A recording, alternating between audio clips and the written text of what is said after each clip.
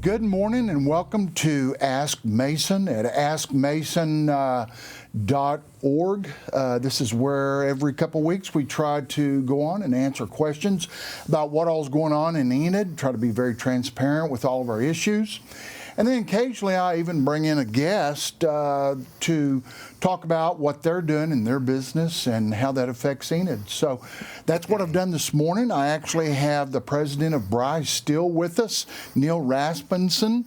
Did I say that correctly? Pretty close, yeah. Pretty close, yeah. Okay. Yeah. Well, Neil, thank you for being here. I do appreciate that. And Bri-Steel is a new business to Enid. Been here a little over a year, but kind of started that ramp up, and it's been a process, hasn't it? It's been a process, yeah. Yeah,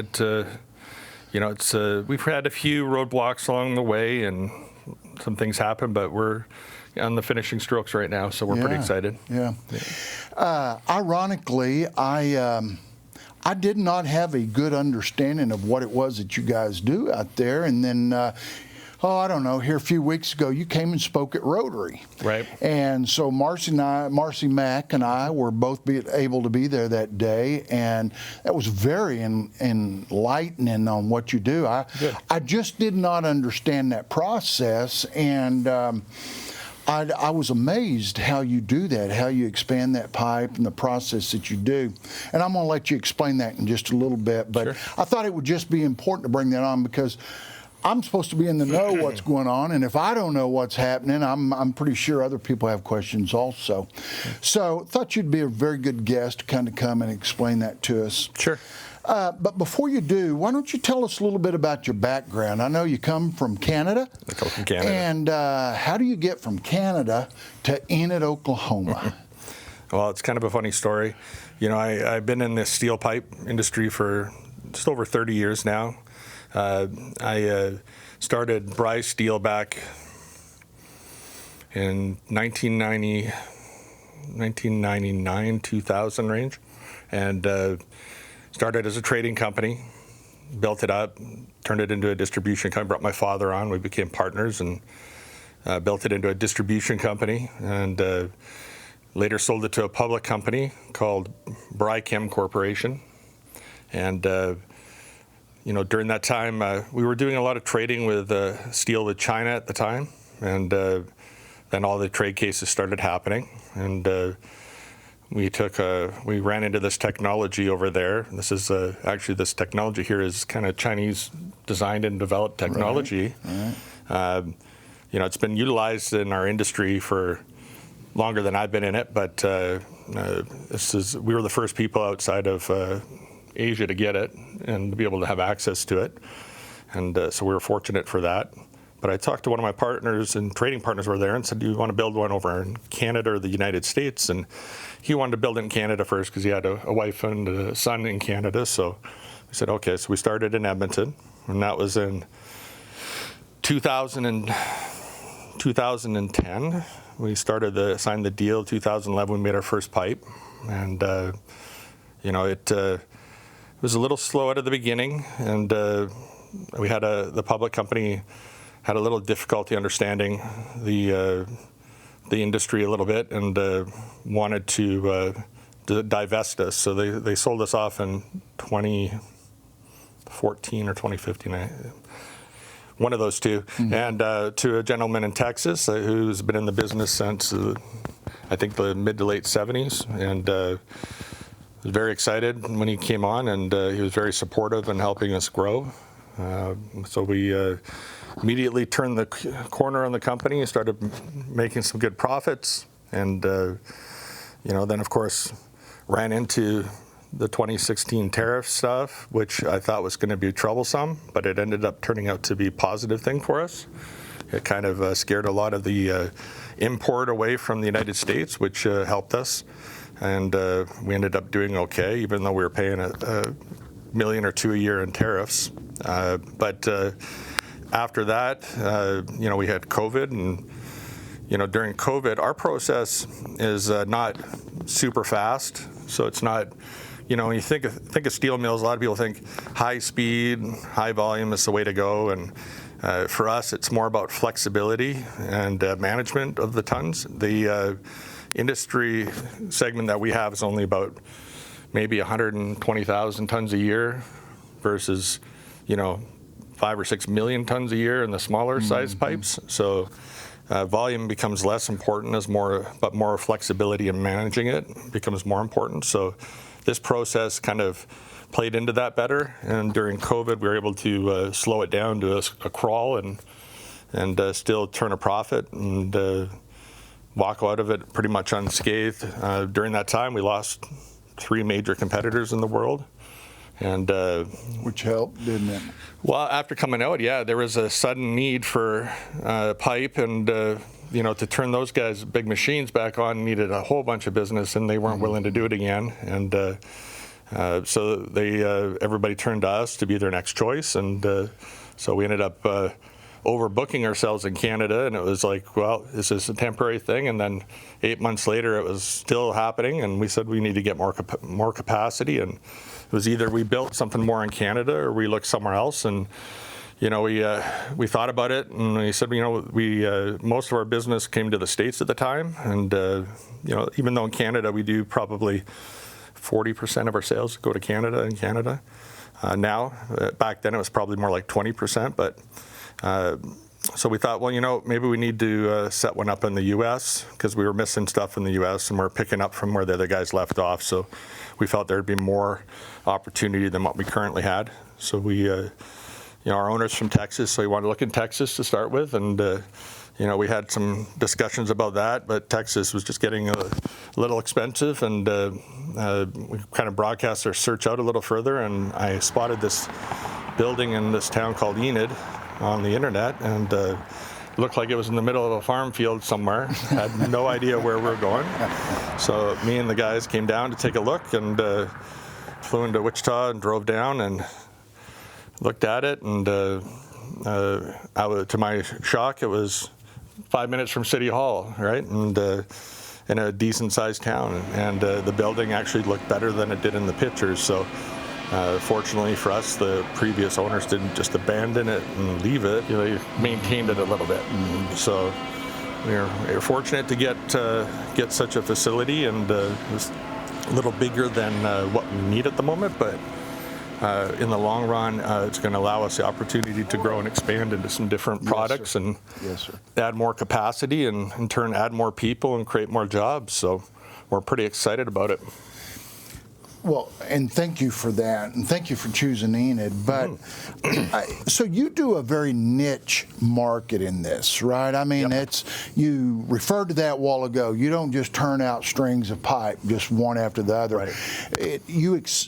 And I don't want to be the one explaining this because I've only sat and watched the video, but you heat that pipe up through electromagnets? It's induction heating. Okay. Which is electrical powered. And it gets super hot very, very fast, right? Yep. But more importantly, it cools down quickly. Right. And which I found very interesting. I didn't fully realize that whenever you have a traditional type process, it takes hours and hours and hours to cool that stuff down, right? And that doesn't happen this way. But you heat it up, and then you're able to expand that pipe much, much larger than what it is. And also able to, if I understand right, to put bends in it and turns? Well, no, we're not doing any bends on our place, but the technology is also used to make bends. There are some of that in the country right now. Variations of that. It's something that I got on the plans at the moment, but you never know. One day we might. And but at this moment, we're focusing on the straight pipe and the straight pipe expansion. So basically, with steel pipe, to make a seamless pipe, the only way to do it is to heat a billet, really red hot, pierce a hole through it, and then spin it, and it rolls it out into a tubular form. And then from there, it goes through a bunch of sizing rollers and stuff, and that's in a traditional hot rolling mill. Well, a traditional hot rolling mill, because of the technique, will leave kind of a spiraling through the inside of the pipe in a wave-like formation in it, which leads to some thin and thick spots and some other issues that you could have. So over the years, different people have developed different techniques to take those pierced hollows and then put them through other machines like what they call a stretch reduction machine, where they'll take it and pull it through a series of dies where they can refine the wall thickness and the ID and the OD of the pipe. Most of them have been traditionally reduction in size. This is the first one that's really an expansion in size. So it's basically taking that pierce rolled hollow, pushing it over top of a mandrel, making it bigger in dimension. This technique doesn't have an outside diameter tool, so we have to have fairly specific raw material dimensions to be able to achieve the diameter sizes that we want. So that's all engineered controlled. So it's not like some people think you start with a real thick pipe and then end up with a thin pipe. That's more of a extrusion or a forging kind of process. But this is going to be like a thinner pipe, finishing at a thinner pipe, but the pipe will get shorter as it gets bigger. Oh, okay. Yeah, Okay. shorter in length. Yeah. Yeah. One thing I did notice on the video that you'd shown at the at Rotary Club was how there were people, while that process was taking place, there were people standing up very, very close to that. Sure. Not what I had envisioned in my mind. You know, I'd seen the foundries and people in Yep. shielded type suits and looked very hot. That is not what that looked like whenever I was watching that. Yeah, So- it's warm. Like, I don't want to kid yourself. It is but hot. not like a Yeah. foundry. No. Like you're not burning your eyes off when they're pouring the melt. Yeah, Right? yeah. No, it's a very green process. It's all electricity ran. You know, so there's no. You're not burning big furnaces all the time, and there's nothing like that happening. No byproduct coming off of it. It's just. So I know you guys had waited quite some time for all your equipment to come in. Where did that equipment come from? It's very specialty type equipment. Yeah, well, this is some Chinese intellectual property that we're using. So, the expansion machines come from China. Okay. They're the guys that experts on it. We bought a blasting equipment to clean the pipe. We bought it from a company up in Wichita. Okay. Called LS Industries, and some of the other basic machines. There's not a lot of heavy-duty machine manufacturing in North America like there used to be. Like there's some assemblers, right? So they'll buy parts from around the world and they'll put it together, and so it's a lot of this equipment's not as readily available. So most of it came from Asia, mainly out of China, and but it's all been retrofitted with some good quality electrical components. We learned on our first time not to let them just put whatever they want in it. We ended up having to rewire every electrical cabinet that they give us in our first plant. It was, and then changing to the higher quality switches and controls, they'd be like, oh, that's going to cost so much more, and it's like, $500 a cabinet. You know what I mean? Like it's really, in reality, it's really not much. So, but Not anything to being down for a while, not being able to run production. Yes, sir. exactly. So, Neil, talk to us a little bit about, I know you've slowly been ramping up on employees also. Yep. And kind of where you're at now and what you see that 12 months from now. Well, I think we're around 35 people employed there now. We've been finding some great people, super creative thinking people, which, it fascinates me. I love being around creative people, and they just come up with ideas. If there's a problem, everybody just kind of gets together and figures it out, and then goes and gets it done in a really unique, efficient way. And so we've been really fortunate to find some of our good key guys from locally here, and we're working on finding another crew of them here, which will happen in the next month or so. So I think by the end of it, we'll probably be 65-ish to 70 people in the first phase here. We were initially thinking more closer to 100, but we decided that Alberta is very similar to Oklahoma with the oil industry, and in Alberta, they like to poach the employees off the city people anytime they get a little busy. So what we did is we developed a 4-day work week, and that ran 24 hours, and we did 2 shifts so that there were 12-hour shifts.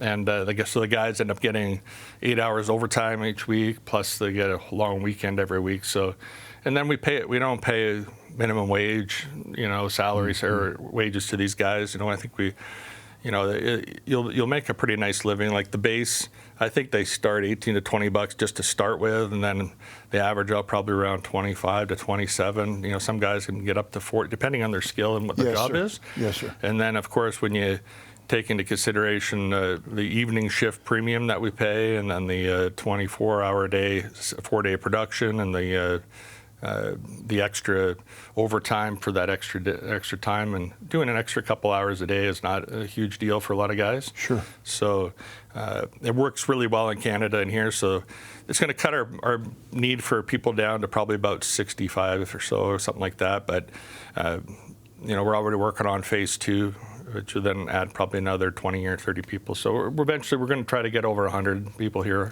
employed. Okay. Very good. Yep. You mentioned a while ago that the space out there is so much larger than what you need, but it gives you room to grow into. Yep. I've heard you say several times, I've heard you speak, that you've got a lot of different ideas for what that space can be utilized for. Can you share any of that, or would you rather not say? Or as mayor, I always ask those questions. It's just trying to nail down which one's going to work the best for us. I mean, like, as you know, because this is Chinese technology, the feeding material that we need to feed this mill comes from China, because there's just nobody that can make it here, and nobody willing to make it here, and there's no equipment to make it here. There's a couple guys in Europe that have the ability to do it, but they're just not interested. We had one guy in Brazil we've been talking to that might be interested in doing some. So the problem is when to do a piercing and rolling mill, the volume is so high. Like U.S. Steel in Lorraine had one that shut down before, just as COVID started, and but I mean it did 200 and some thousand tons a year. And those kind of mills, if you stop them and then have to restart them, costs big money to do that. So it's very inefficient to the product that we're trying to sell. So interestingly enough, about 6-7 months ago, some new Chinese piercing technology got developed that does twice instead of once from a smaller billet, and we've been looking at that. The old original partner in Bri-Steel built a factory similar to Bri-Steel in Thailand, and he's installing this new piercing mill in Thailand this fall. So we might go over there later this fall and check it out and see what it looks like, and if it's feasible, it might be something that we want to put in the building to the north of us, and be able to make our own rust material there. So that will just allow us to just buy billets, and I can buy billets domestically here. We've been developing a relationship with the billet mills the U.S. is very good at making raw steel. They got lots of billet production. They got lots of flat rolled steel production. They have a fairly decent amount of welded pipe production, and they've been developing their seamless pipe production in the smaller diameters, mainly focused on oil country tubular goods for drilling and stuff. And but nobody's really developed the larger stuff. And there's one mill in Houston that can do some larger stuff, but it's heavier stuff, more special alloys. I think they're pretty much wrapped up with the DoD on their stuff. But you don't see them in our market very often. But nobody's ever done this here, so this will be the first time in history that this kind of size pipe and these thinner walls is ever going to be made in the United States, which is super cool. It's very cool. Yes, and it's happening here. So we want this to be the steel hub in the new world here. Yeah. I know they like to call it the Rust Belt over in the east, but we don't like rust when it comes to steel, so we'll call it the steel hub. Well, I know I like that. I like hearing that, and I like to hear about growth in Enid. Neil, I know you do have you've got an open house coming up here pretty soon, right? I do, yeah. Yeah, tell me about that. That comes up on, I think, October the 10th? October the 10th, yep. October the 10th, we're going to be having some people in from out of town. There'll be an influx of people here, so we'll be doing the official ribbon cutting, and we're going to be, as of today, I think we might be starting production this afternoon. We're very. You mentioned that. Yeah, we've been going through. The newer mill is all run on computers, so you got to do a lot of programming to get the buttons to turn on when you push them, and it just takes a little bit of time. But we've been working through the mill, and we're at the point now where we can start actually expanding some pipes, and we have some lined up being prepped right now, and I'm thinking by this afternoon we're going to be starting to try expand it. Yeah. Wow. Yeah. So by the time October 10th comes, we'll have 100 or 2 pipes already produced, and be able to show everyone. Cool. Yeah, you'll yeah. see it all in the middle of the production line. And there's some cool stuff that goes on there. It's like I said, it's a very creative group, and we got some really neat ideas, and there's some. Lots of technical stuff. I mean, we have a really great lab where we do all different types of testing of the materials and the metals, and we got a 3D printer, like maker room where guys design new tools and equipment and different things, and so we got guys working on computers in there too, doing some R&D work, and so you guys really try to foster that. Yeah.